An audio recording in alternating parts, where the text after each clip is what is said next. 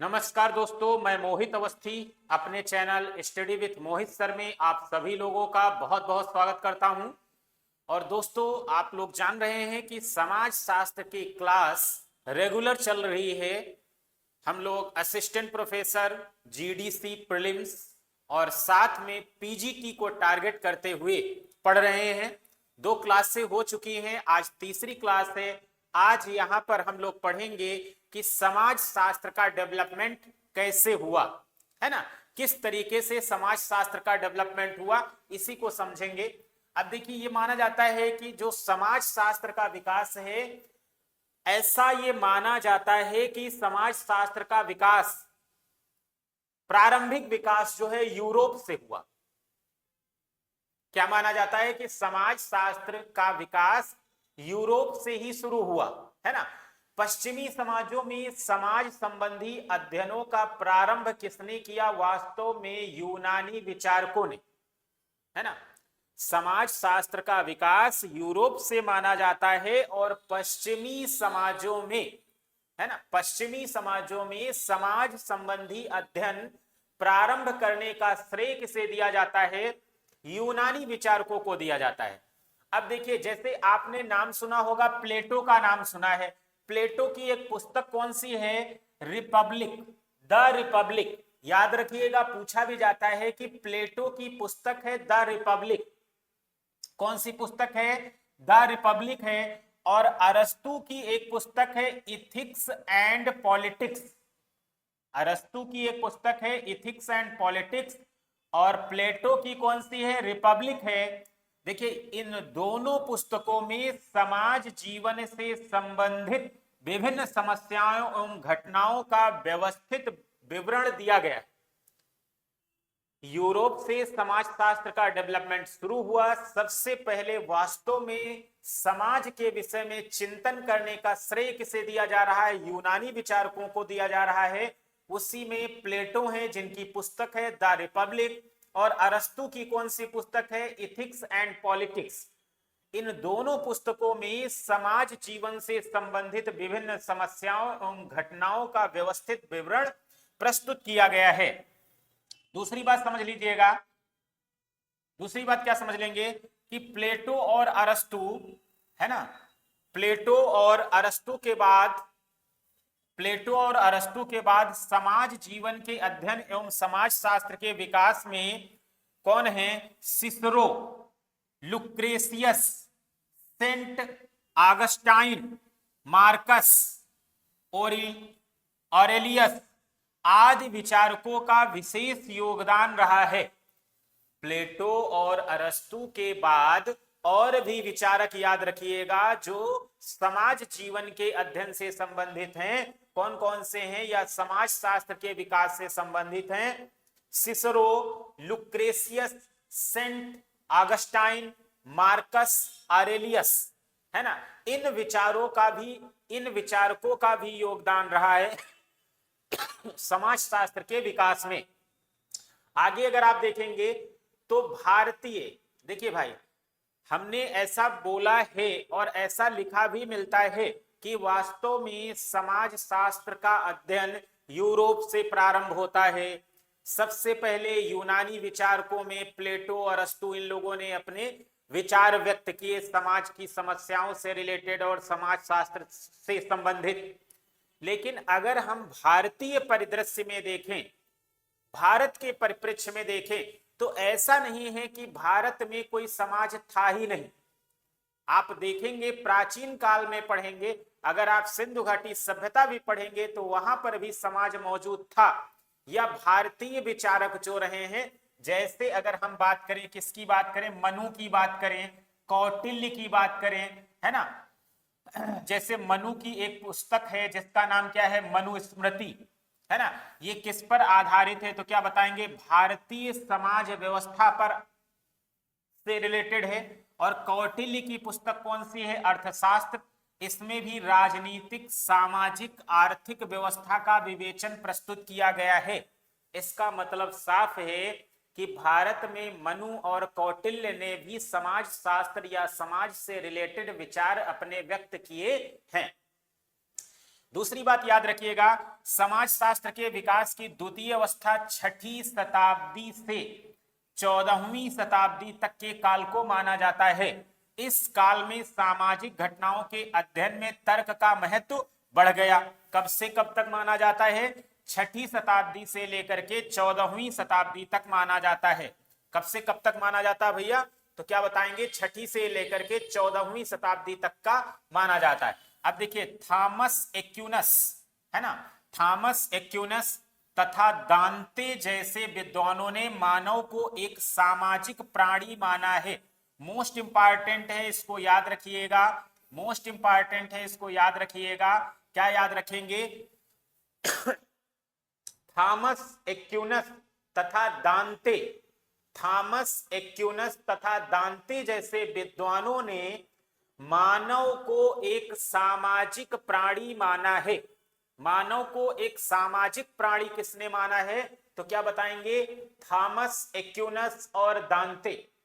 समाज को व्यवस्थित ढंग से संचालित करने के लिए सरकार की आवश्यकता पर जोर दिया है। सरकार की आवश्यकता पर जोर किसने दिया? तब भी क्या बताएंगे? थॉमस एक्यूनस और दांते, है ना। इन्होंने क्या किया कि मानव को एक सामाजिक प्राणी माना और समाज की व्यवस्था को सही ढंग से संचालित करने के लिए सरकार की आवश्यकता पर जोर दिया कि अगर सरकार है तो समाज की व्यवस्था जो होगी सही तरीके से संचालित होती रहेगी, किसी प्रकार का कोई उपद्रव नहीं होगा। इस काल के विचारकों के चिंतन में वैज्ञानिकता का प्रभाव दिखाई देने लगा।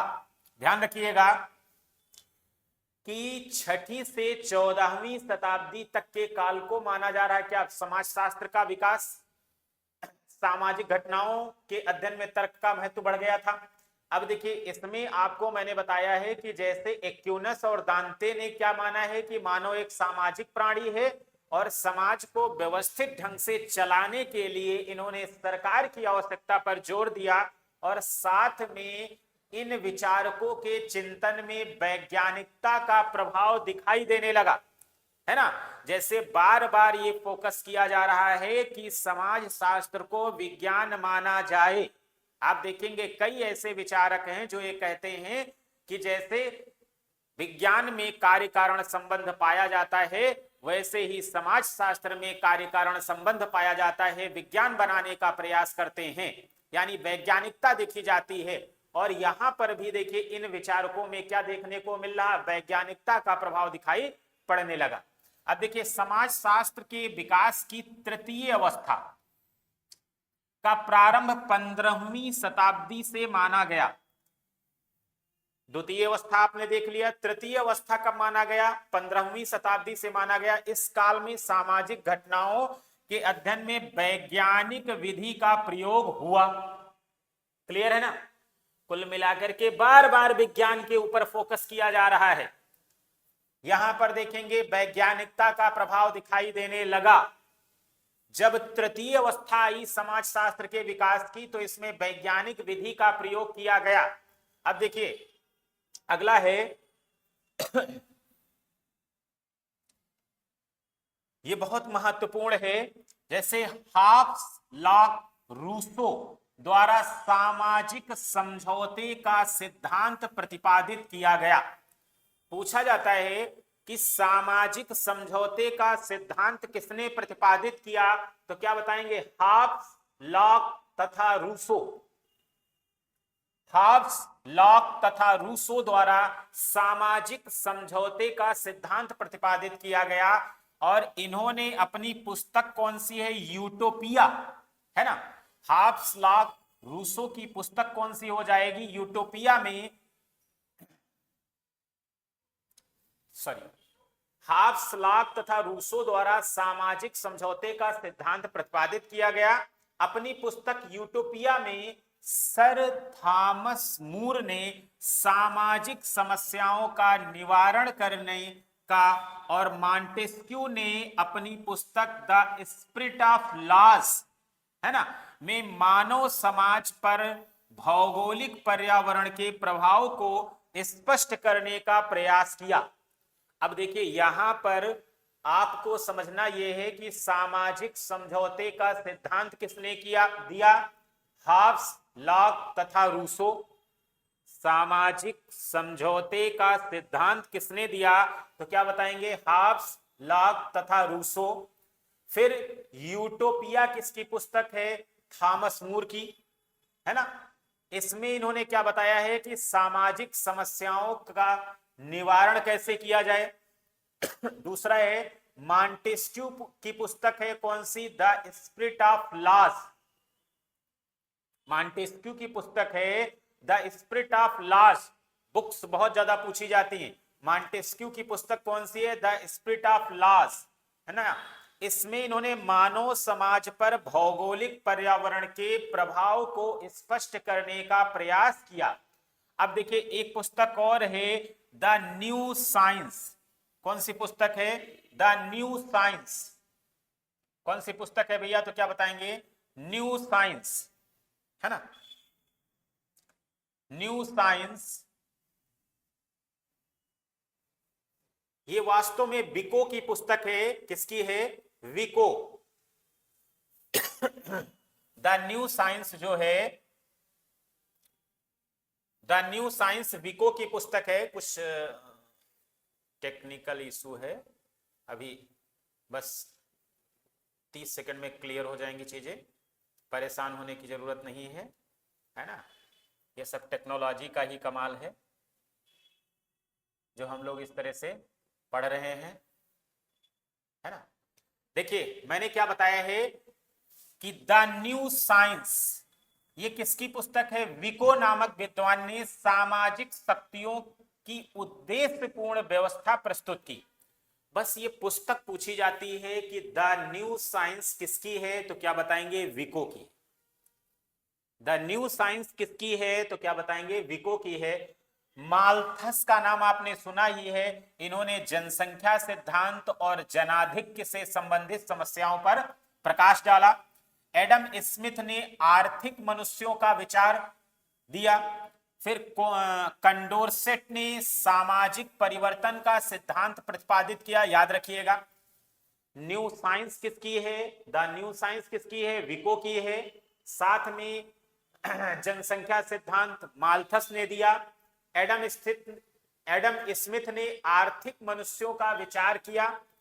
अब ये कंडोरसेट हैं, कंडोरसेट ने सामाजिक परिवर्तन का सिद्धांत प्रतिपादित किया, जबकि जेम्स हेरिंगटन ने इतिहास की आर्थिक व्यवस्था से संबंधित सिद्धांत प्रस्तुत किया, है ना। जबकि जेम्स हेरिंगटन ने इतिहास की आर्थिक व्यवस्था से संबंधित सिद्धांत प्रस्तुत किया, है ना। जेम्स हेरिंगटन ने इतिहास की आर्थिक व्यवस्था से संबंधित सिद्धांत प्रस्तुत किया। अगला है समाजशास्त्र का चौथा चरण है या चतुर्थ अवस्था है। इसमें देखिएगा समाजशास्त्र की जो चौथी अवस्था है, चतुर्थ अवस्था, ये अगस्त काम्ट के समय से माना जाता है। अभी तक आप समाजशास्त्र के विकास की 3 अवस्थाओं तक पढ़ चुके हैं। जो चौथी अवस्था है वो अगस्त काम्ट के समय की मानी जाती है, और अगस्त काम्ट का जन्म आपको पता है 1798 में, और फिर 1857 तक इनका जीवन काल रहा है। यही समाजशास्त्र के वैज्ञानिक विकास की वास्तविक अवस्था है। काम्ट ने गुरु सेंट साइमन, याद रखिएगा कई बार पूछा गया है कि काम्ट के गुरु कौन थे, तो क्या बताएंगे, सेंट साइमन। काम्ट के, अगस्त काम्ट के गुरु कौन है, सेंट साइमन के विचारों को मूर्त रूप देने का प्रयत्न किया, और समाज से संबंधित अध्ययन को समाज शास्त्र नाम दिया। ठीक है ना, समाज से संबंधित अध्ययन को समाज शास्त्र नाम दिया। याद रखिएगा, क्या नाम दिया, समाज शास्त्र नाम दिया, है ना। क्या नाम दिया, समाज शास्त्र। काम्ट ने गुरु सेंट साइमन के विचारों को मूर्त रूप देने का प्रयत्न किया, और समाज से संबंधित अध्ययन को समाज शास्त्र नाम दिया। समाज के अध्ययन को समाज शास्त्र नाम वास्तव में अगस्त काम्टे ने दिया। अब देखिए सर्वप्रथम 1876 में अमेरिका के येल विश्वविद्यालय में समाज शास्त्र के अध्ययन अध्यापन का कार्य प्रारंभ हुआ। बहुत महत्वपूर्ण है कि सबसे पहले समाज शास्त्र का अध्ययन और अध्यापन कहां प्रारंभ हुआ, तो क्या बताएंगे 1876 में 1876 में अमेरिका के येल विश्वविद्यालय में समाज शास्त्र के अध्ययन अध्यापन का कार्य प्रारंभ हुआ, है ना। कहां पर प्रारंभ हुआ, अमेरिका के येल विश्वविद्यालय में। अब देखिए समाज शास्त्र के विकास में Giddings, Sumner, Ward, Park, Burgess, Sorokin, Zimmerman, MacIver, Ogburn, Parsons, Merton, Young, है ना, कोजर, रास आदि विद्वानों द्वारा विशेष योगदान दिया गया, है ना। फिर अगला है, देख लीजिएगा, फ्रांस में वर्ष 1889 में समाज शास्त्र का अध्ययन अध्यापन प्रारंभ हुआ। 1876 में कहां पर, येल विश्वविद्यालय में, याद रखिएगा। और उसके बाद फ्रांस में 1889 में समाज शास्त्र का अध्ययन अध्यापन प्रारंभ हुआ। समाज शास्त्र के विकास में दुर्खीम, टार्डे, लिपले आदि विद्वानों द्वारा सराहनीय कार्य किया गया। इंग्लैंड की बात करें तो इंग्लैंड में 1907 में प्रारंभ हुआ। इंग्लैंड में कब प्रारंभ हुआ, 1907 में। तीनों याद रखिएगा क्रम से, तीनों याद रखेंगे।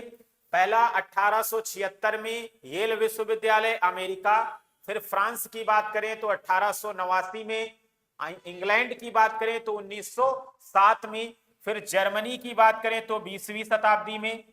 अगर हम जर्मनी की बात करेंगे तो कब हुआ जर्मनी की बात करेंगे, जर्मनी में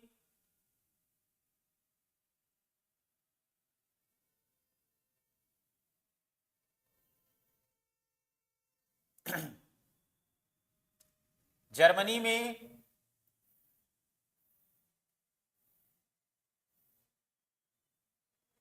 जर्मनी में 19वीं शताब्दी के अंतिम वर्षों में, है ना, और 20वीं शताब्दी में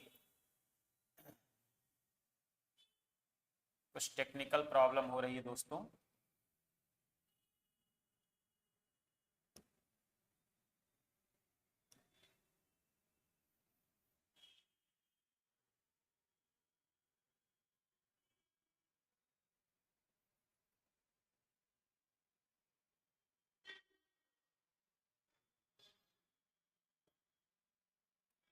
कुछ टेक्निकल प्रॉब्लम हो रही है, ठीक ना, सही हो गया है।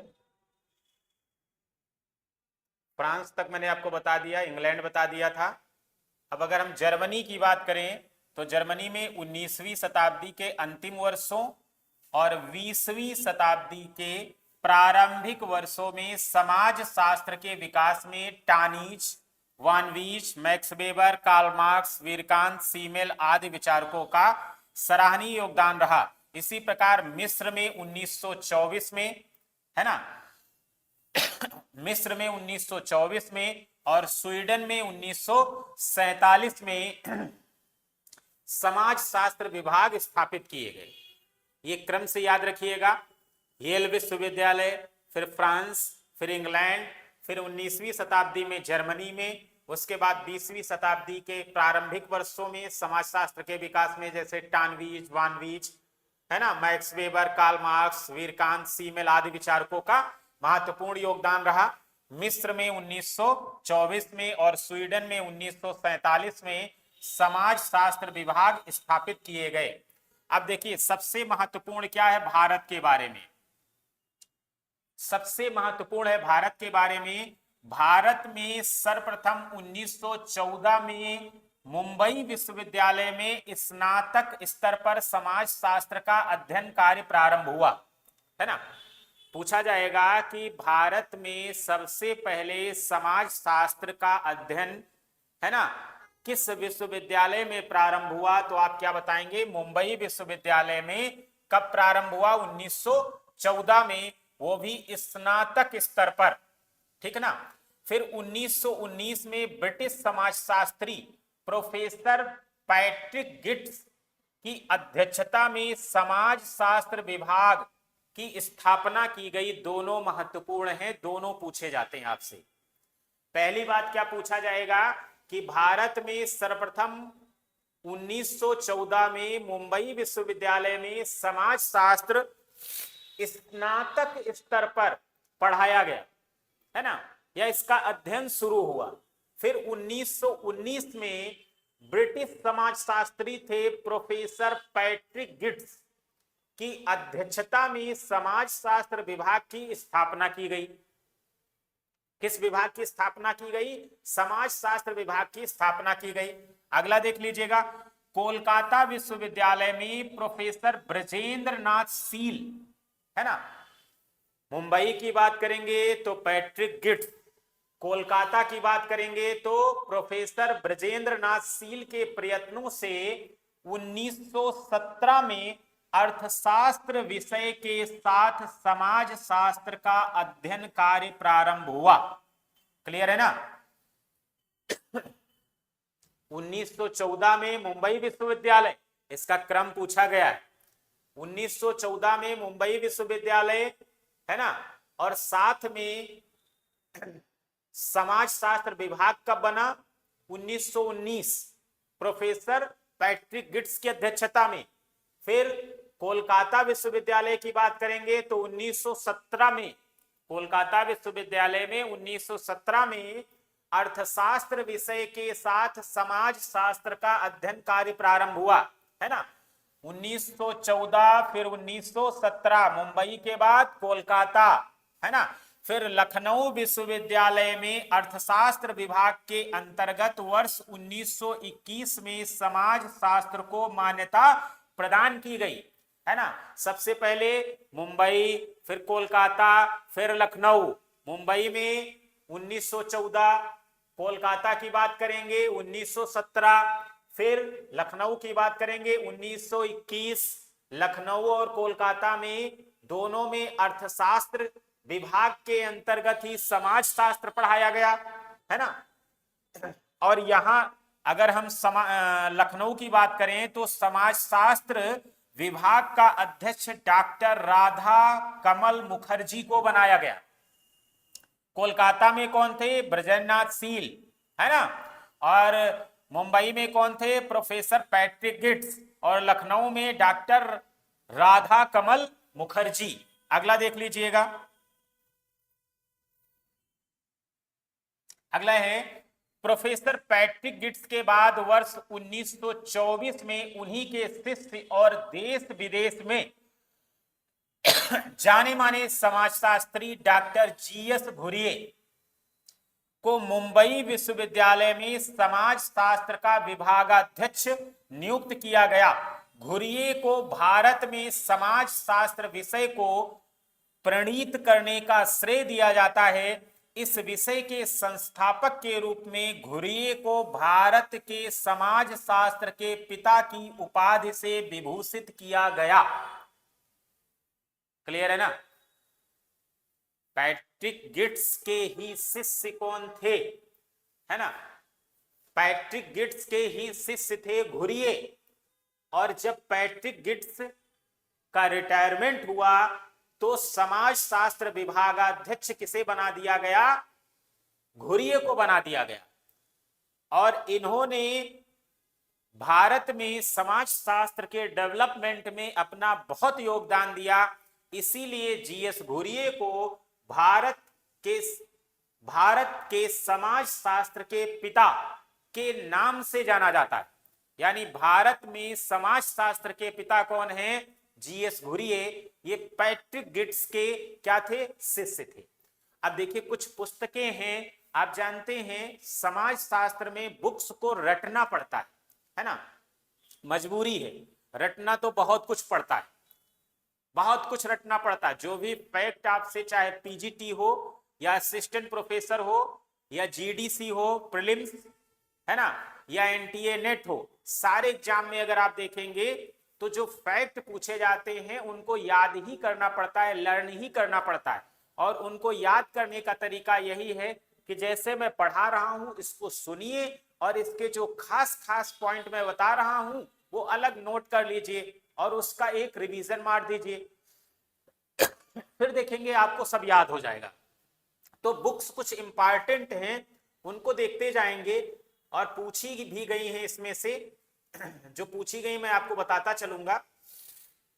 जैसे ध्यान दीजिएगा, डॉक्टर कपाड़िया, इनकी पुस्तक है marriage and family in India. Doctor Kapadia की पुस्तक है marriage and family in India. Marriage मतलब विवाह और परिवार, भारत में विवाह और परिवार, marriage and family in India. और दूसरी है हिंदू किनशिप, हिंदू नातेदारी, हिंदू किनशिप, ये कपाड़िया की है, याद रखिएगा। कौन कौन सी? Marriage and family in India, और दूसरी कौन सी है तो क्या बताएंगे? हिंदू किनशिप, है ना।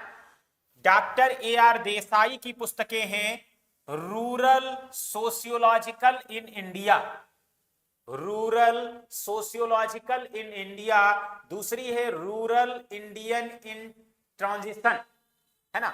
ये ज्यादा इंपॉर्टेंट है, रूरल सोशियोलॉजिकल इन इंडिया। इनकी KM कपाड़िया की दोनों महत्वपूर्ण है, दोनों याद रखिएगा। KM कपाड़िया की marriage and family in India और हिंदू किनशिप। डॉक्टर मजूमदार की पुस्तकें हैं, बहुत इंपॉर्टेंट है, कई बार पूछा गया, races and cultures of India, है ना, races and cultures of India. और ये भी पूछा गया है रूरल प्रोफाइल, ये भी पूछा गया है caste and communication in an Indian village, है ना, ये भी पूछा गया इन an Indian village.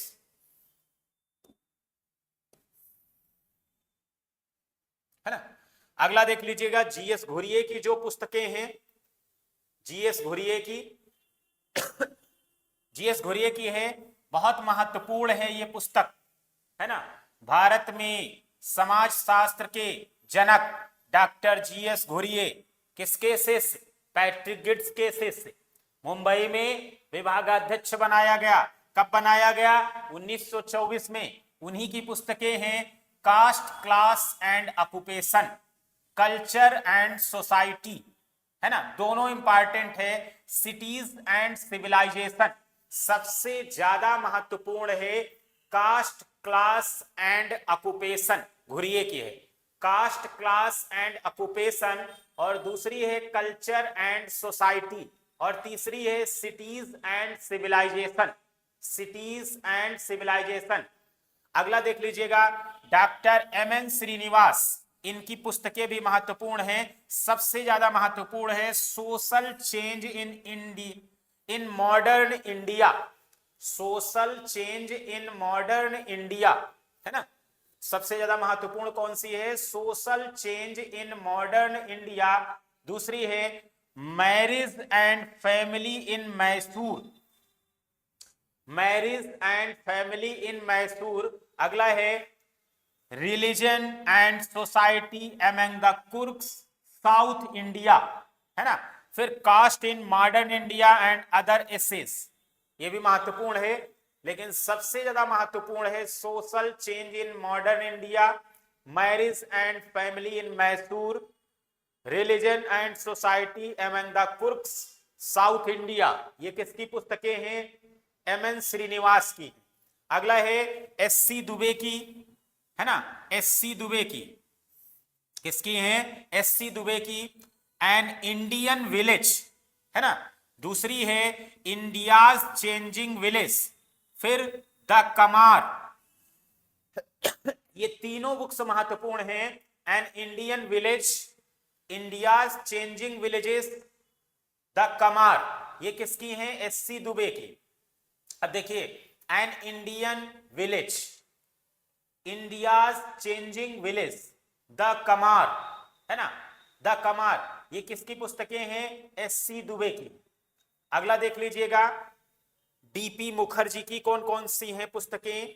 DP Mukherjee, DP Mukherjee की है, इसमें सबसे ज्यादा महत्वपूर्ण है personality and the social sciences, है ना। फिर modern India culture, modern Indian culture, basic concept in sociology और डाइवर्सिटीज, है ना। तो जो खास खास पुस्तकें थी वो मैंने आपको बता दिया है, एक बार और सुन लीजिएगा, जब सुनेंगे तो याद हो जाएगा, ये पक्का है।